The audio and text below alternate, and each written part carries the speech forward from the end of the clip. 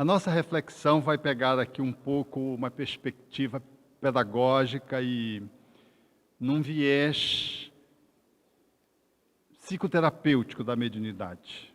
É uma reflexão que fica como uma proposta de análise para os companheiros que estão trabalhando nessa área e aqueles que estão iniciando na mediunidade.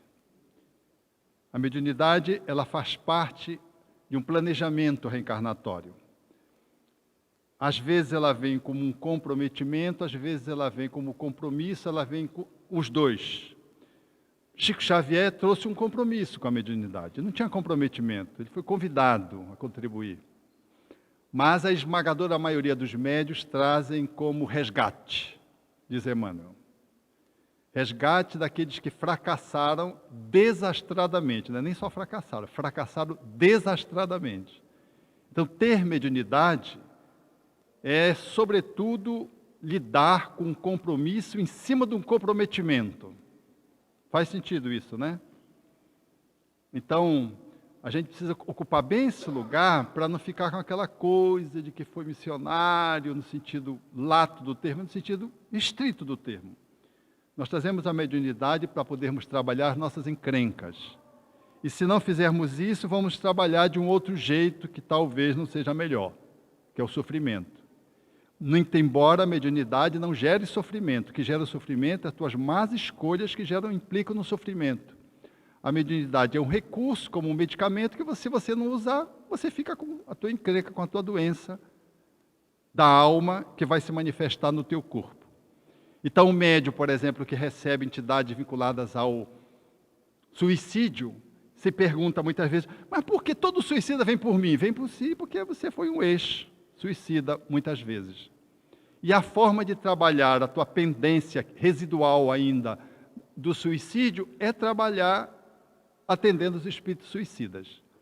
Não foi à toa que Ivone Pereira produziu a obra mais espetacular do ponto de vista mediúnico na área do suicídio, tal como ela o fez com Memórias de um Suicida.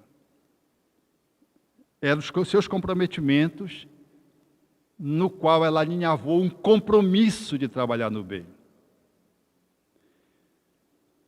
Então, olhando a mediunidade desse lugar, nós vamos entender, à luz do pensamento espírita, essas três palavras-chave que estão naquele opúsculo Orientação ao Centro Espírita. Estudo, desenvolvimento e educação. Estudo significa dizer que em Espiritismo, mediunidade, ela pressupõe uma reflexão antes. Kardec coloca isso em O Livro dos Médiuns, de que não se deve incluir o iniciante sem a necessária preparação prévia. Não dá para jogar o médium porque tem mediunidade em reunião mediúnica, ele tem que estudar antes. E Kardec faz o levantamento, de mais ou menos assim, de que a cada 10 pessoas, 9 saíam mais convencidas negativamente acerca do fenômeno mediúnico do que antes de ter entrado, se não tivesse estudado. E esse percentual se inverte quando a pessoa estuda a mediunidade e depois vai participar da reunião mediúnica. Então é pré-requisito estudar. Desenvolver é treinar. Simplesmente treinar. A faculdade mediúnica é como qualquer outra faculdade, da memória, da inteligência, treinar para poder desenvolver. É uma faculdade da alma que se exterioriza pelo corpo, que traz a suscetibilidade para a manifestação dela. Por isso Kardec propõe de que a faculdade mediúnica está radicada no organismo. Eu, por exemplo, sempre quis ter mediunidade, mas nem aquele calafrio que o Jacobs colocou, eu tenho, nada. Não sinto nada. E pegava o lápis e ficava querendo escrever. E ficava com inveja dos outros que tinham mediunidade. No dia que eu ouvi uma sinfonia dentro da reunião mediúnica, achei que a minha mediunidade tinha desabrochado, todo mundo tinha ouvido, era uma mediunidade de efeitos físicos, efeitos musicais, um médium de efeitos físicos produziu o fenômeno, lá deu o material, os espíritos fizeram uma música e todo mundo ouviu com o tímpano. E eu achei que eu tinha ouvido na minha cabeça, fora do corpo, uma sensibilidade extracorpórea.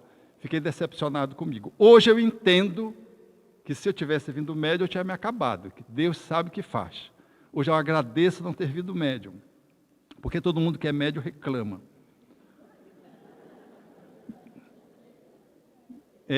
Eu tenho a minha esposa, ela reclama porque ela é médium. E ainda duvida que seja. Os espíritos chegaram com ela e se escreve. Ela vê, ouve, incorpora, psicofoniza, né? Incorpora mesmo, porque ela não é só voz, é corpo inteiro. Aí no dia o espírito se escreve. Aí ela pegou, disse, isso é da minha cabeça. Escreve, não é cabeça. No final da reunião ela disse, vem aqui negócio de escreve. Eu acho que é da minha cabeça. O dirigente disse, por que você não escreve? Você está numa reunião de exercício. Se ele mandar escrever, escreve. Se for da tua cabeça, a gente analisa depois. Na outra reunião, escreve. Aí ela deixou. Aí ela, sem se dar conta, pegou com a mão esquerda, ela é destra. Escreveu com a mão esquerda, de baixo para cima e da direita para a esquerda. Tchan, tchan, tchan, tchan, tchan, o espírito assinou lá em cima. Não foi uma escrita especular, foi uma escrita de baixo para cima, como se ela estivesse escrevendo assim. O espírito escreveu papapá. Depois pegou com a mão direita e escreveu papapá. Chegou na reunião, no final da reunião, ela, olha aqui, mandaram escrever de novo. Eu escrevi, aí leu, lógico que com a esquerda a letra saiu mais difícil, com a direita a letra saiu melhorzinha, que ela é destra. Aí o dirigente disse, está vendo como você é médium? E ela pegou e disse, Na outra reunião, o espírito disse, escreve. Ela disse, com a direita ou com a esquerda? A gente não tem jeito mesmo. Aí o espírito disse, com qualquer uma, na cabeça dela. 3 meses depois ela caiu, fraturou o braço direito. No trabalho tentou escrever com a mão esquerda e não conseguiu. Como não conseguiu, ela me telefonou. Você sabe, aquela comunicação foi verdadeira. Ela ainda estava com dúvida, 3 meses depois. Eu digo, você escreveu com a mão esquerda de baixo para cima, o espírito assinou lá na ponta do papel, por onde começa a escrita normalmente, e você ainda estava com dúvida? Ainda estava com dúvida. Então a gente é espírito tosco mesmo. Vocês médium que se cuidem, porque a mediunidade ela é assim. E a educação é a proposta de trabalhar na mediunidade com Jesus. Estudar, treinar, dando um sentido para o bem. Não tem mediunidade que se situe no bem que não passe pelo processo da educação. E essa é a encrenca do Espiritismo para as pessoas que se aproximam. Por quê? Porque você tem que inclinar a tua vida numa direção legal, boa, positiva. Não dá para ser médio por ter faculdades extraordinárias, multiplicar as faculdades, apresentar uma multiplicidade de fenômenos, uma variabilidade incrível da fenomenologia mediúnica. Isso não é significado de boa coisa, pura e simplesmente. Será se você orientar para o bem. Por isso, os Espíritos dizem a Kardec, no Evangelho segundo o Espiritismo, o bom médium é aquele que sintoniza com os bons espíritos. Ponto. Pode ser só uma evidenciazinha, conectado com o benfeitor, ele é um bom médium. Então, se ele dançar, pular, rodopiar e tudo, não tiver para o bem, não está legal.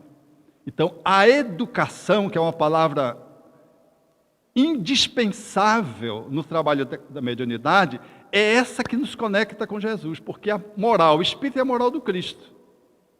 Então, estudar a mediunidade à luz do pensamento espírita, desenvolver é treinar e educar é dar o sentido para o bem.